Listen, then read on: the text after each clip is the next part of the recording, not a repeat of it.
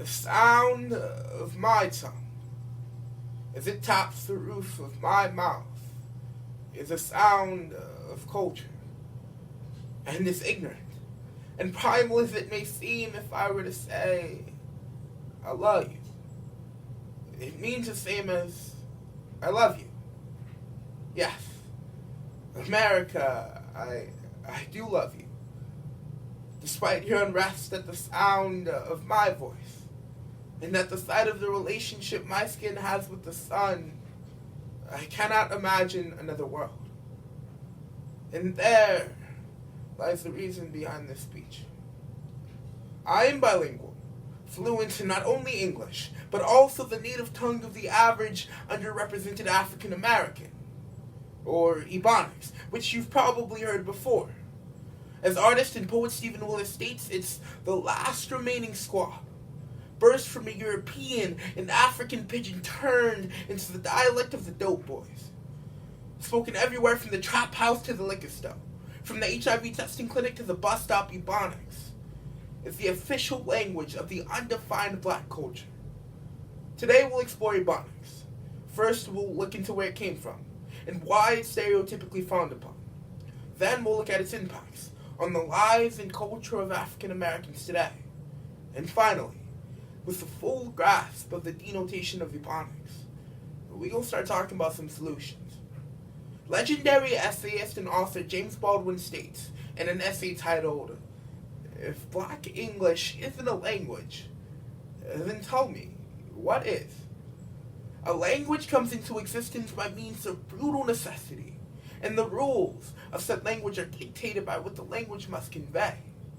You see, a little under 400 years ago, Africans were ruthlessly and terribly brought to America, and with them came a dire need for communication, because when the Americans packed each shipment, they were careful not to mix a product, ensuring that no two Africans from the same tribe, or in other words spoke the same language, would be shipped together. Otherwise, if those thousands upon thousands of slaves beneath those ships could communicate with one another, slavery wouldn't have lasted as long as it did. Language is powerful and is the instrument of expression. A language ceases to be such when one can no longer use it to express themselves. My ancestors understood this and began to turn oppression into culture, rhythm into words, and thus I have the privilege of teaching you a few of our language's essentials. First, for any standard English word containing an ER combination, well, the ER becomes an A, and thus water becomes water. Secondly, for any standard English word containing an IN combination, well, the I becomes an A. Like Gladys Knight couldn't sing, that girl could sang. Lastly, for any standard English word containing a TH combination, well, the TH becomes a D. Like mama screaming, they ain't have to shoot that boy like that, when my cousin was discovered on a sidewalk full of holes, and so forth. Now, the educated perception of the language that my ancestors pioneered is that African American vernacular English, or Ebonics, is incorrect. For instance, a local keyboard warrior on Yahoo states that it's incorrect English, brought on by poverty, not a dialect. Now, of course, he or she forgot the bit about slavery and whatnot, but it's fine, I guess. Water under the bridge. But in the realm of standard English, African American vernacular English is in fact incorrect. But then again, so is Spanish, or French, or anything that is not standard English. Similarly, the word correct is not flexible, and I am not asking English to be. I am telling you that Ebonics is. And so I'll argue the validity and the correctness of my mother's words when she pulled my brother and I aside to say, I love y'all. I'm your mama, you heard me? That nigga never change that. As children and family services began to separate us as children.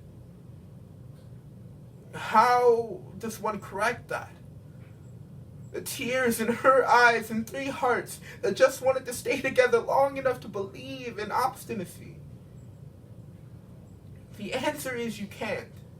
Ebonics is a language that adheres to the rhythm and the emotions of the user, while English is a bit more restricting. Or should I say, correct. The popular consensus of the language now is one of old. I won't bore you all with ancient history, but unfortunately oppression isn't new, and thus neither is the language or the evident disdain for it. James Baldwin once said, "It is not the black child's language that is despised. It is not his language that is in question. It's his experience. And a child cannot be taught by anyone whose demand essentially is that the child repudiate his experience and all that gives him sustenance." Now, this experience, as he called it, has been tweaked and watered down over the years until it fit nicely into what's called a stereotype, like the endless stream of black boys turned gravestones at the hands of other black boys in the media, or the drug addict posted outside of your local grocery store begging for money, or even those like me, a socio-economically acceptable black boy who made it out of the hood and became something. Much of history is like this. Individuality is disregarded and ceases to matter when questioning the whole, creating a gap in history as well as a gap in humanity. It has got to stop. If you speak 3 languages, you're trilingual. If you speak 2, you're bilingual. And if you speak only 1 language, then you're American. It's no joke worth remembering.